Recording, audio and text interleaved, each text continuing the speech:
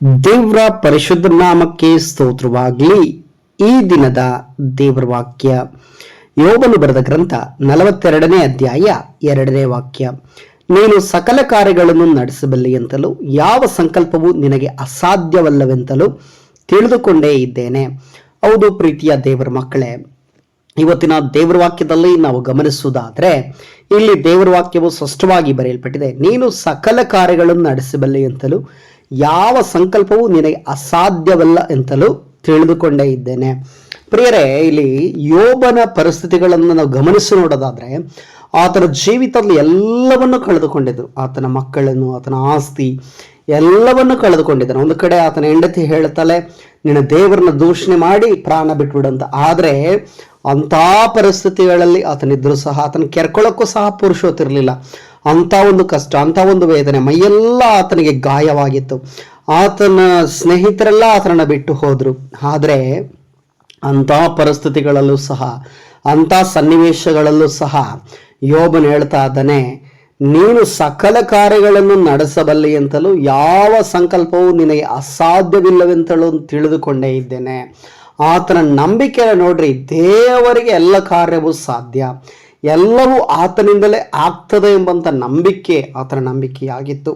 ನಿಜವಾಗಿಯೂ ಅಂಥ ಪರಿಸ್ಥಿತಿಗಳಲ್ಲಿ ನೀನೇನಾದರೂ ಇದ್ದರೆ, ಈ ದೇವರು ನಿಜವಾಗ್ಲೂ ಇದ್ದಾನ, ದೇವರು ನಮ್ಮನ್ನು ನೋಡ್ತಾ ಇದ್ದಾನ, ದೇವರು ನಮ್ಮ ಪ್ರಾರ್ಥನೆ ಕೇಳ್ತಾ ಇದ್ದಾನ, ನಮ್ಮ ಪರಿಸ್ಥಿತಿಗಳನ್ನು ನೋಡ್ತಾ ಇದ್ದಾನ ಎಂಬುದಾಗಿ ಗುನುಗುಟ್ಟುತ್ತಾ ಇದ್ವಿ. ಆದರೆ ಯೋಬನು ಎಲ್ಲಿಯೂ ಸಹ ಗುನುಗುಟ್ಲಿಲ್ಲ. ಯೋಬನು ಎಲ್ಲಿಯೂ ಸಹ ದೇವರನ್ನ ದೂಷಣೆ ಮಾಡಲಿಲ್ಲ. ಯೋಬನು ಎಲ್ಲಿಯೂ ಸಹ ದೇವರಿಗೆ ವಿರುದ್ಧವಾಗಿ ನಡೆದುಕೊಳ್ಳೇ ಇಲ್ಲ. ಆತನು ದೇವರನ್ನ ಸ್ತುತಿಸುತ್ತಾನೆ ಇದ್ದನು, ದೇವರ ಮೇಲೆ ಬಹಳ ನಂಬಿಕೆ ಉಳ್ಳವನಾಗಿದ್ದನು. ದೇವರೇ ಕೊಟ್ಟನು, ದೇವರೇ ತೆಗೆದುಕೊಂಡನು, ದೇವರಿಗೆ ಸ್ತೋತ್ರ ಎಂಬುದಾಗಿ ಹೇಳುವಂಥ ಒಬ್ಬ ಮನುಷ್ಯನಾಗಿ, ನೀತಿವಂತನಾಗಿ, ಒಬ್ಬ ನಂಬಿಗಸ್ತನಾಗಿ ಆತನು ಜೀವಿಸ್ತಾ ಇದ್ದನು. ಆತನ ಪರಿಸ್ಥಿತಿಗಳು ಎಂಥದ್ದೇ ಆಗಿದ್ರು ಸಹ ಅಂಥ ಪರಿಸ್ಥಿತಿಗಳಲ್ಲಿಯೂ ಸಹ ಆತನು ಹೇಳ್ತಾ ಇದ್ದಾನೆ, ನೀನು ಸಕಲ ಕಾರ್ಯಗಳನ್ನು ನಡೆಸಬಲ್ಲೆ ಅಂತಲೂ ಯಾವ ಸಂಕಲ್ಪವೂ ನಿನಗೆ ಅಸಾಧ್ಯವಿಲ್ಲ ಅಂತಲೂ ತಿಳಿದುಕೊಂಡೇ ಇದ್ದೇನೆ. ಪ್ರಿಯರಾದವರೇ, ಇವತ್ತು ನಿಮ್ಮ ಜೀವಿತದಲ್ಲೂ ಸಹ ನಿಮ್ಮ ಪರಿಸ್ಥಿತಿಗಳು ಬಹಳ ಕೆಟ್ಟು ಹೋಗಿರ್ಬೋದು. ನೀವು ದೇವರ ಹತ್ರ ಪ್ರಶ್ನೆಗಳನ್ನು ಹಾಕ್ತಾ ಇರ್ಬೋದು. ನಿಮ್ಮ ಪರಿಸ್ಥಿತಿಗಳನ್ನು ಕುರಿತಾಗಿ ದೇವರ ಮುಂದುಗಡೆ ಕಣ್ಣೀರಿಡ್ತಾ ಇರ್ಬೋದು. ಒಂದು ವೇಳೆ ಈ ಜೀವಿತದಲ್ಲಿ ದೇವರೇ ಯಾಕಪ್ಪ ನನಗೆ ಈ ಪರಿಸ್ಥಿತಿಗಳು, ಯಾಕೆ ನನಗೆ ಮಾತ್ರ ಈ ರೀತಿ ಸಂಭವಿಸ್ತಾ ಇದೆ, ಯಾಕೆ ನನಗೆ ಮಾತ್ರ ಈ ರೀತಿ ನಡೀತಾ ಇದೆ, ಅಯ್ಯೋ ದೇವರೇ ನನಗೆ ಅಂತ ಯಾರಿದ್ದಾರೆ, ನನ್ನವರು ಅಂತ ಹೇಳ್ಕೊಳ್ಳೋಕೆ ಯಾರಿದ್ದಾರೆ ಸ್ವಾಮಿ, ನಾನು ಬದುಕಿರೋದಕ್ಕಿಂತ ಸಾಯೋದೇ ಒಳ್ಳೆಯದು ಅಂತೇಳಿ ಒಂದು ವೇಳೆ ನೀವು ಆಲೋಚನೆ ಮಾಡ್ತಾ ಇರ್ಬೋದು. ಆದರೆ ಇವತ್ತು ದೇವರಾತ್ಮನ ಹೇಳುವಂಥ ಈ ವಾಕ್ಯನ ಕೇಳುವಂಥ ನಿಮ್ಮನ್ನು ನಾನು ಎಚ್ಚರಿಸ್ತಾ ಇದ್ದೇನೆ. ದೇವರ ಮೇಲೆ ನಂಬಿಕೆ ಇಡೋದಾದ್ರೆ, ಯೋಬನು ಇಟ್ಟಂಥ ನಂಬಿಕೆ ನಿಮ್ಮೊಳಗಡೆ ಇರೋದಾದ್ರೆ, ಯೋಬನಿಗೊಂದು ನಂಬಿಕೆ ಇತ್ತು, ಯೋಬನಿಗೊಂದು ದೃಢವಾದ ನಂಬಿಕೆ ಇತ್ತು. ಆ ರೀತಿಯಲ್ಲಿ ದೃಢ ಸಂಕಲ್ಪ ಆತನ ಮಾಡಿಕೊಂಡಿದ್ದನು. ದೇವರಿಂದ ಎಲ್ಲವೂ ಸಾಧ್ಯ. ಆತ ನನ್ನ ಪರಿಸ್ಥಿತಿಗಳನ್ನು ಬದಲಾವಣೆ ಮಾಡ್ತಾನೆ, ನನ್ನ ಸ್ಥಿತಿಗಳನ್ನು ಬದಲಾಯಿಸ್ತಾನೆ ಎಂಬುದಾಗಿ ಆತನಿಗೆ ಗೊತ್ತಿತ್ತು. ಅದೇ ಒಂದು ಮನಸ್ಥಿತಿಯಲ್ಲಿ, ಆ ಒಂದು ಸನ್ನಿವೇಶದಲ್ಲೂ ಸಹ ಆತನು ದೇವರನ್ನ ಸ್ತುತಿಸುವುದನ್ನು, ದೇವರನ್ನ ಆರಾಧಿಸುವುದನ್ನು, ದೇವರನ್ನ ಕೀರ್ತಿಸುವುದನ್ನು ಆತನು ನಿಲ್ಲಿಸಲಿಲ್ಲ.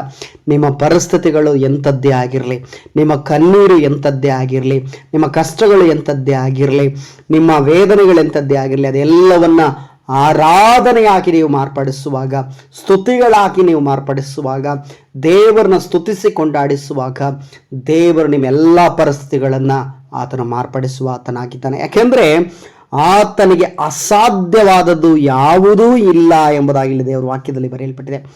ಆತನು ಎಲ್ಲ ಕಾರ್ಯಗಳನ್ನು ನಡೆಸುವ ದೇವರಾಗಿದ್ದಾನೆ. ಆತನ ಸಂಕಲ್ಪವು ನಿನಗೆ ಅಸಾಧ್ಯವಿಲ್ಲ ಎಂದು ತಿಳಿದುಕೊಂಡಿದ್ದಾನೆ ಎಂಬುದು ಹಾಗೆ ಇಲ್ಲಿ ದೇವರ ವಾಕ್ಯದಲ್ಲಿ ಬರೆಯಲ್ಪಟ್ಟಿದೆ. ಆತನ ಸಂಕಲ್ಪ, ದೇವರ ಸಂಕಲ್ಪ ನಿಮ್ಮ ಮೇಲಿದೆ ಪ್ರಿಯರೇ. ಆದ್ದರಿಂದ ಆತನಿಗೆ ಅಸಾಧ್ಯವಾದ ಕಾರ್ಯ ಯಾವುದಿಲ್ಲ. ನಿಮ್ಮ ಪರಿಸ್ಥಿತಿಗಳನ್ನು ದೇವರು ಬದಲಾವಣೆ ಮಾಡುವಂಥ ದೇವರು ಹಾಕಿದ್ದಾನೆ. ನಿಮ್ಮ ಸನ್ನಿವೇಶಗಳನ್ನು, ನಿಮ್ಮ ಪ್ರಶ್ನೆಗಳಿಗೆ ದೇವರೇ ಉತ್ತರವಾಗಿದ್ದಾನೆ. ಕೆಲವೊಂದು ಸಮಯ ನೀವು ಅಂದುಕೊಳ್ಬೋದು, ಅಯ್ಯೋ ದೇವರೇ ನನ್ನ ಪ್ರಶ್ನೆಗಳಿಗೆ ಉತ್ತರನೇ ಸಿಗ್ತಾ ಇಲ್ಲ ಅಂತ ಹೇಳಿ. ಆದರೆ ಇಲ್ಲಿ ಒಂದು ವಿಚಾರ ನಾನು ಹೇಳಲಿಕ್ಕೆ ಇಷ್ಟಪಡ್ತೇನೆ. ಕೆಲವೊಂದು ಸಮಯದಲ್ಲಿ ದೇವರು ಉತ್ತರವನ್ನು, ನಿಮ್ಮ ಸಮಸ್ಯೆಗಳಿಗೆ ಉತ್ತರವನ್ನು ಕಳುಹಿಸುತ್ತಾನೆ.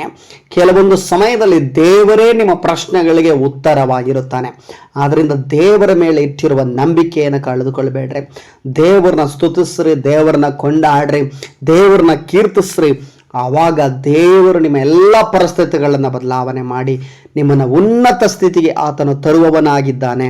ಆದ್ದರಿಂದ ಪ್ರೀತಿಯ ದೇವರ ಮಕ್ಕಳೇ, ಈ ವಾಕ್ಯನ ಕೇಳುವಂಥ ನಿಮ್ಮ ಜೀವಿತದಲ್ಲಿ ನಂಬಿಕೆ ಒಂದು ವೇಳೆ ಕಡಿಮೆ ಆಗಿದೆಯಾ? ಇವತ್ತಿನ ವಾಕ್ಯದ ಮುಖಾಂತರ ದೇವರು ನಿಮ್ಮ ನಂಬಿಕೆನ ಹೆಚ್ಚಿಸಲಿ ಎಂಬುದಾಗಿ ನಾನು ಪ್ರಾರ್ಥಿಸ್ತಾ ಇದ್ದೇನೆ. ಯಾಕಂದರೆ ಯೋಬನ ಜೀವಿತವೇ ನಮಗೊಂದು ಉದಾಹರಣೆ ಆಗಿದೆ. ನಿಮ್ಮ ಜೀವಿತ ಇನ್ನೊಬ್ಬರಿಗೆ ಉದಾಹರಣೆ ಆಗಿರಬೇಕು. ನಿಮ್ಮ ಜೀವಿತದಲ್ಲಿ ಒಂದು ಸಾಕ್ಷಿ ಇರಬೇಕು. ಅಂತ ಮಕ್ಕಳಾಗಿ ನೀವು ಜೀವಿಸಬೇಕು.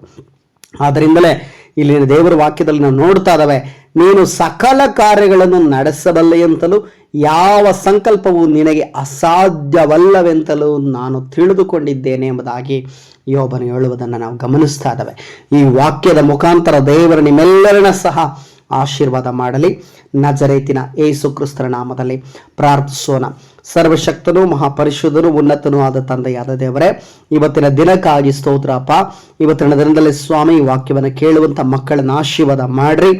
ಹೌದು ಕರ್ತನೆ, ಯಾರೆಲ್ಲ ಕಣ್ಣೀರಿನಲ್ಲಿ, ಕಷ್ಟದಲ್ಲಿ, ವೇದನೆಯಲ್ಲಿ, ಪ್ರಶ್ನೆಗಳಲ್ಲಿ ನಡೆಯುತ್ತಿದ್ದಾರೋ, ಎಂಥದ್ದೇ ಸಂಕಷ್ಟದಲ್ಲಿದ್ದಾರೋ ಸ್ವಾಮಿ, ಅವರನ್ನು ನೋಡಿ ನಿನ್ನ ನಂಬಿಕೆ ಎಂಥದೆಂಬುದಾಗಿ ಪರೀಕ್ಷಿಸಿಕೋ ಎಂಬುದಾಗಿ ಕರ್ತನೆ ಇವತ್ತಿನ ವಾಕ್ಯದೊಟ್ಟಿಗೆ ನನ್ನೊಟ್ಟಿಗೂ, ವಿಶೇಷವಾಗಿ ವಾಕ್ಯವನ್ನು ಕೇಳುವಂಥ ಪ್ರತಿಯೊಬ್ಬೊಬ್ಬರೊಟ್ಟಿಗೂ ನೀನು ಮಾತನಾಡಿದ ದೈವಿಕ ಕೃಪೆಗಾಗಿ ನಿನಗೆ ಸ್ತೋತ್ರ ಮಹಿಮೆಯನ್ನು ಸಲ್ಲಿಸುತ್ತಾ ನಜರೇತಿನ ಯೇಸು ಕ್ರಿಸ್ತನ ನಾಮದಲ್ಲಿ ಪ್ರಾರ್ಥಿಸ್ತಾ ಇದರ ತಂದೆಯಾದ ದೇವರೇ, ಆಮೆನ್, ಆಮೆನ್, ಆಮೆನ್. ದೇವರು ನಿಮ್ಮನ್ನು ಆಶೀರ್ವದಿಸಲಿ.